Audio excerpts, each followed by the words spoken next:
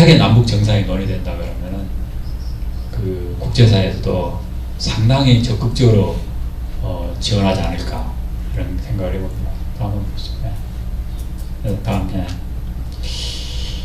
요약하자 그러면은 그 북한은 여전히 아시다시피 절대빈곤 상태입니다.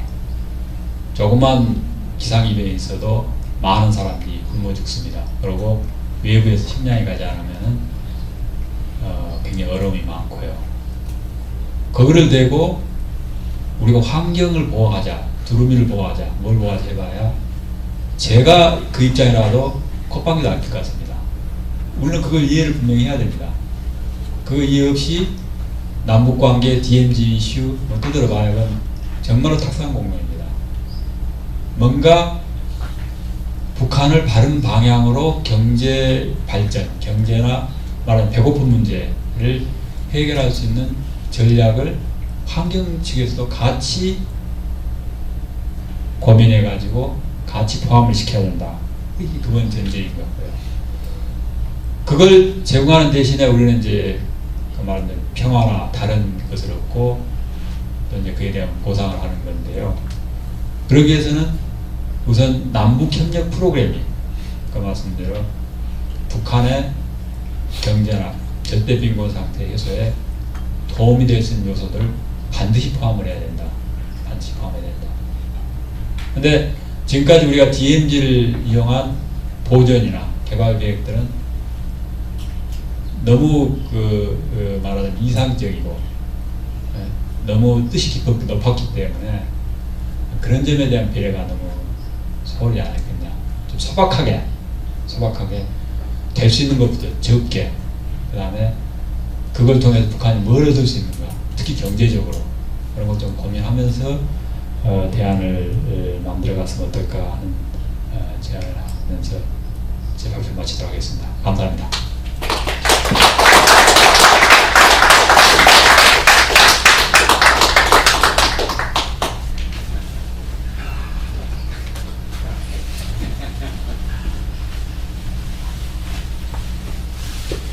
예, 코리아 DMZ협의회 사무처장 송기우입니다. 앞서 두 분의 발표하신 분들은 자연과학자입니다. 그 자연과학자적 입장에서 또 사회과학적 입장을 포용한 그런 논의였다면 저는 이제 사회과학자입니다. 사회과학자 측면에서 또 제가 정치 생태를 공부했기 때문에 자연과학적 입장을 포용하는 그런 상반된 입장에서 말씀을 드리도록 하겠습니다. 저는 이 DMZ의 생태적 가치가 있기 때문에 우리가 보존하고 어떻게든 이용을 해야 된다는 측면보다는 DMZ를 평화적으로 이용하지 않고는 남북관계의 평화 공존, 상생 공력이란 없다. 저는 이런 측면에서 DMZ를 연구하고 있습니다. 개성공단과 금강산 지역은 북쪽 지역에 접경지역에 놓여 있고 북한 땅입니다. 언제든지 잠길 수 있습니다. 남북관계가 활성화되기 위해서는 항구적인 통로가 개척되어야 되고 지금 경의선, 동해선의 철도도로 연결만으로는 부족합니다. 그래서 저는 DMZ 자체를 접경지역이 아닌 DMZ 자체에서 무언가 남북이 평화적인 사업에 평화적 이용 또 생태적 보존에 합의한다면, 실천한다면 그것이 바로 남북 간의 정치, 군사, 경제, 환경, 문화 모든 측면에서 이해관계 걸린 이 DMZ에서 남북 간의 평화적 이용이 합의된다면 모든 측면에서 남북, 북한이 우리와 함께 평화 공존하겠다는 잣대라 생각하고 그런 측면에서 DMZ의 평화적 이용을 98년부터 지금까지 연구를 하고 있습니다. 금년에 저는 친정부에게 줄 DMZ 평화적 이용 5개년 국가 전략을 지금 집필하고 있습니다. 지난 8월 달에는 그 일환으로 철원의 평화산업단지를 제시한 바 있습니다.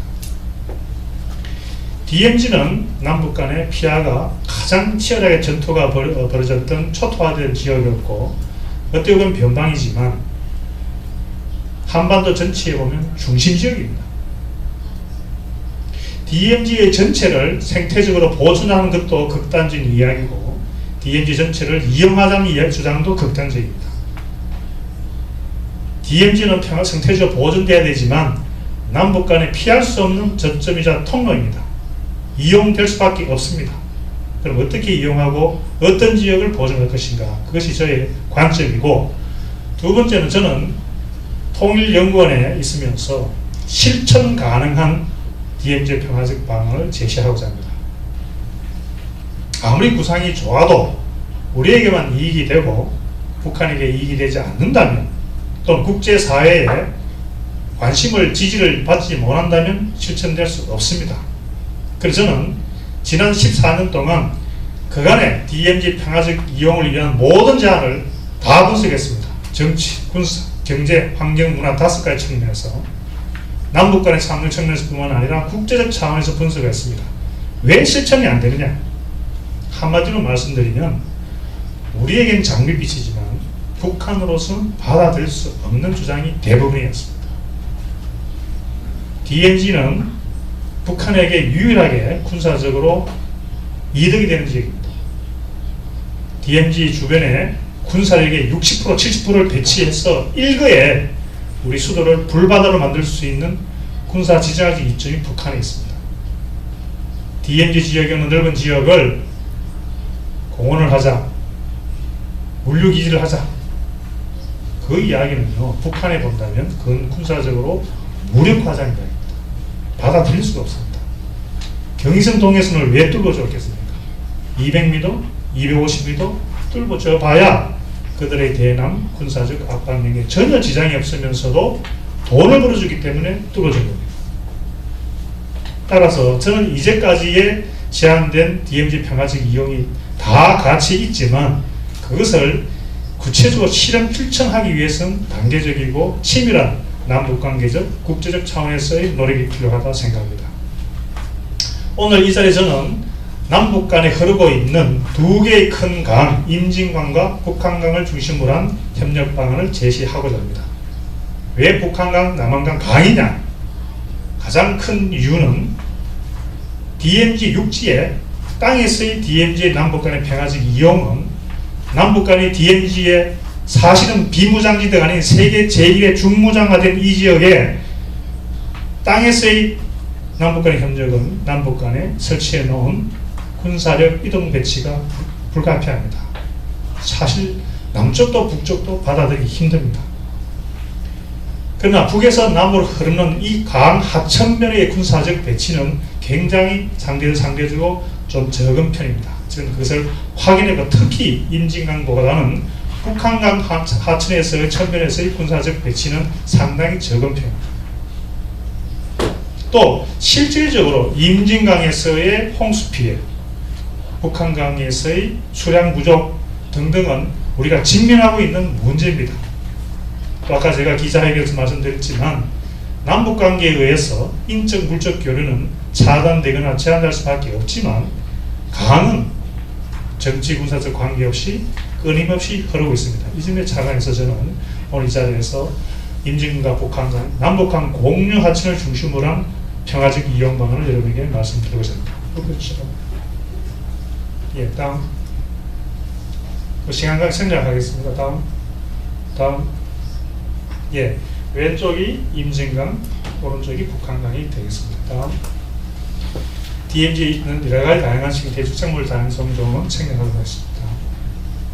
그래서 아까 제가 말씀드린 대로, 아까 두 분이 잘 말씀드렸지만 이 남북 한반도의 중심에 있는 DMZ를 어떻게 평화적으로 이용하냐에 따라서 남북관계의 진전, 상생 공명의 잣대가, 디딤돌이 마련될 수 있겠습니다. 뭐 말씀드리겠지만 가장 치열하게 싸웠던 이 지역이 인간과 남북한의 주민들이 화합하는 지역, 인간의 파괴를 입은 자연이 스스로 생태계를 회복한 이 지역이 인간과 자연환경 간의 화합하는 지역, 한반도의 중심에 있는 이 지역을 남북한 경제공동체와 환경공동체를 이끌어 나가는 중심적 디딤돌 역할을 할 수 있는 그런 측면에서 우리는 고려가 되어야 된다고 생각합니다. 또한 DMZ는 남북 간의 문제뿐만 아니라 유엔, 중국의 관할권이 있습니다. 따라서 국제적 이해관계도 동시에 고려하는 평화적 이용관이 제어돼야만 북한의 참여를 유인하거나 협력관계가 지속적으로 동력을 얻을 수 있다고 생각하기 때문에 국제적인 차원에서 이해관계도 반드시 고려해야만 된다고 생각합니다. 뭐 그간에 많은 DMZ의 평화적 이용에 특히 임진강을 중심으로 한 논의가 있었습니다만 현재 남북관계의 긴장 상태로 말미암아서 단절된 상황입니다.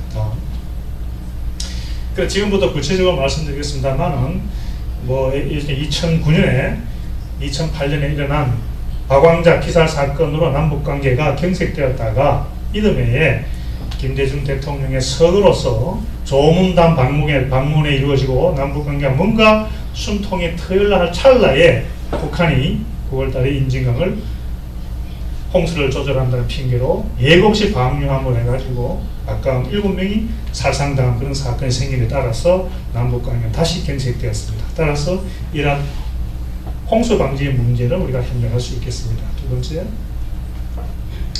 보시다시피 북한의 황량한 산들을 볼 수 있습니다. 최근에 저는 구체적으로 밝힐 수는 없지만 북한의 대표단과 산림 조성에 관해서 회의를 했습니다. 제가 물었습니다. 당신들은 해마다 1월 달에 전국 국토관리 일꾼대회를 하면서 지난해에는 수백만 그루, 수천만 그루의 식수를 했다고 자랑하지 않느냐.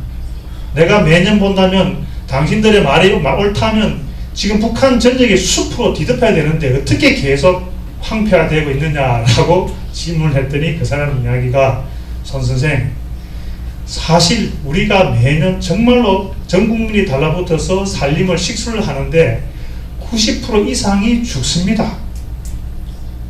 어떻게 좀 생존율, 활착력이 강한 나무 수종을 개발할 수 있는 방법이 없을까요? 그 점에 관해서 우리 협력을 좀 합시다.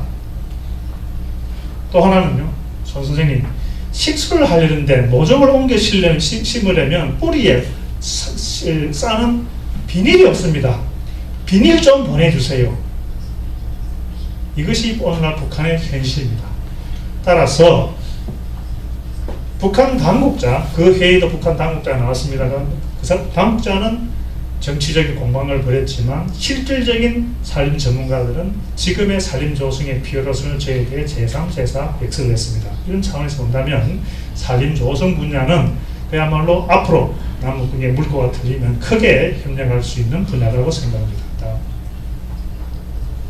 아시겠지만 철원평야에 가면요, 가을에 우리 남쪽으로 보면은 참 황금 물빛이 넘실거리는데 북쪽은 지금과 같이 이 아까운 평야가 그대로 방치되고 있습니다.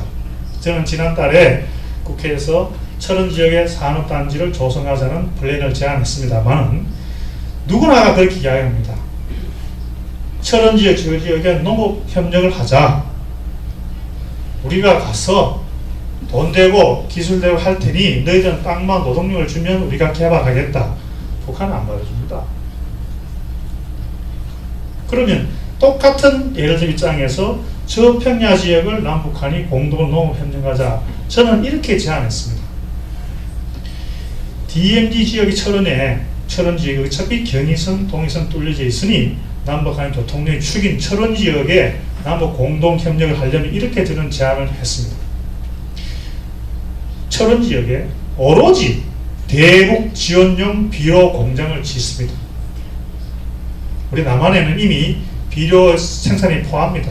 더 이상 생산을 지을 필요가 없습니다. 그러나 철원에 오로지 대북 지원용 비료 공장을 짓습니다. 그리고 북한에게 요구합니다. 지었다, 짓고 있다. 이것은 오로지 너희들의 지원을 위한 것이다.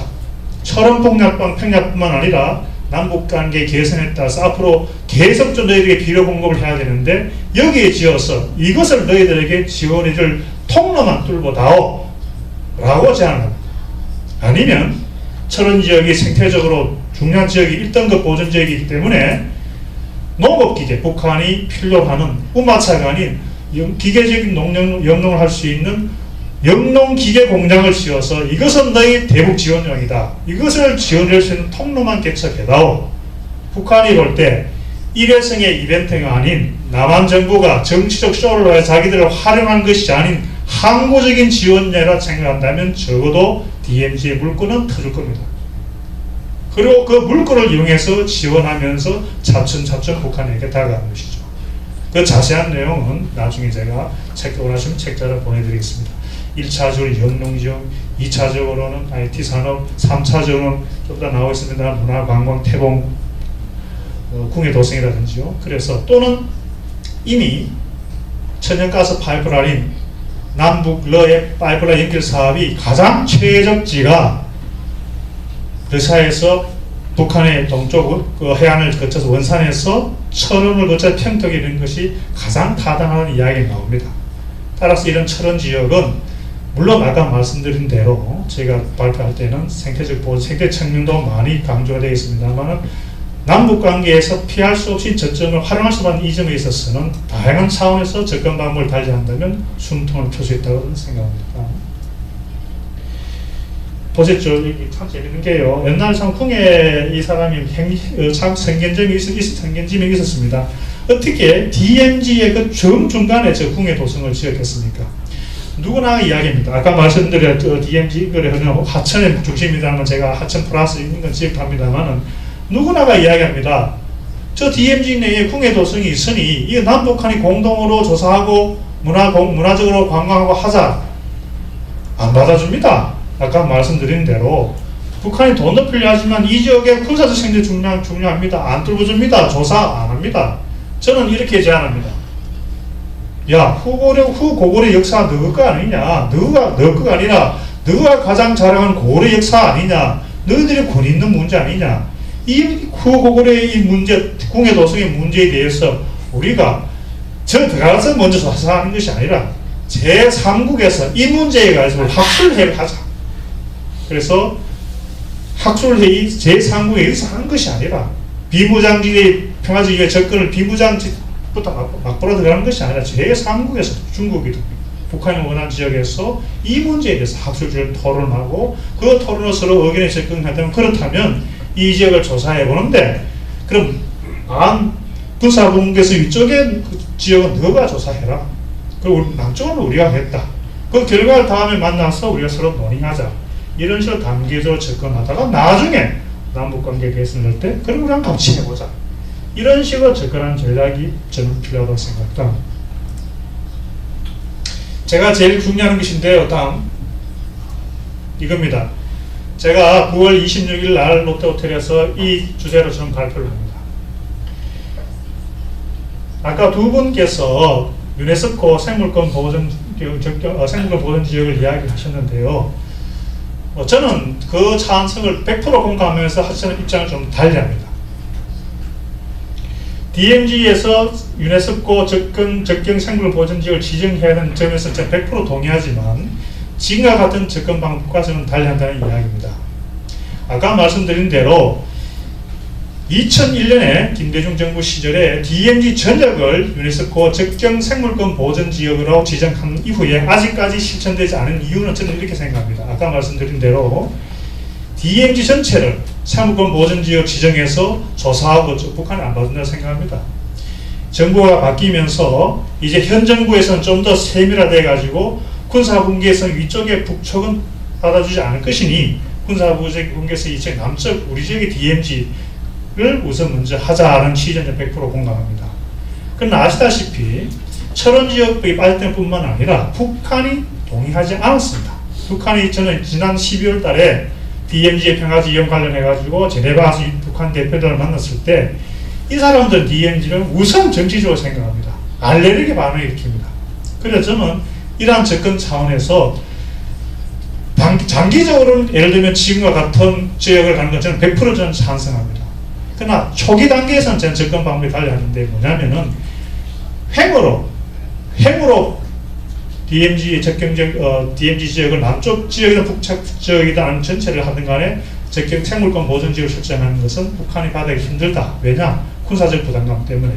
저는 따라서 종으로 가자. 종으로.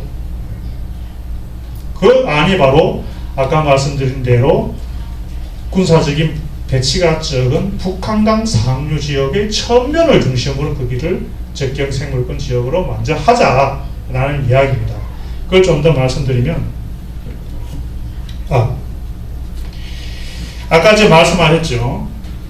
금강산 댐에서 물이 17억 톤 이상이 내려와야 되는데 이놈들이 40km 이상의 터널을 만들어 가지고 동해 안변발전 물을 뽑아냅니다. 물이 내려지자마자 여기는 예를 들면 뭐 거의 죽은 강이 되겠죠. 지금 평화의 댐에서는 물을 담수하는 것이 아니라 저기에 구멍이 터널 4개, 수로가 4개에서 그 물을 빼버립니다.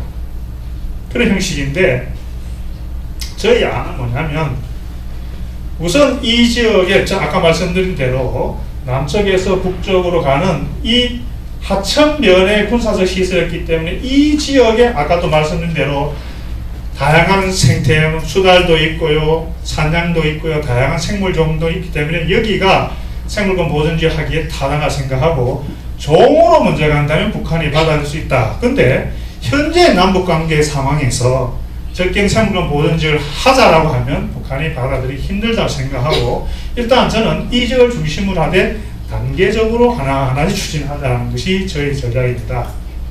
그래서 저는 예를 들면 우선 이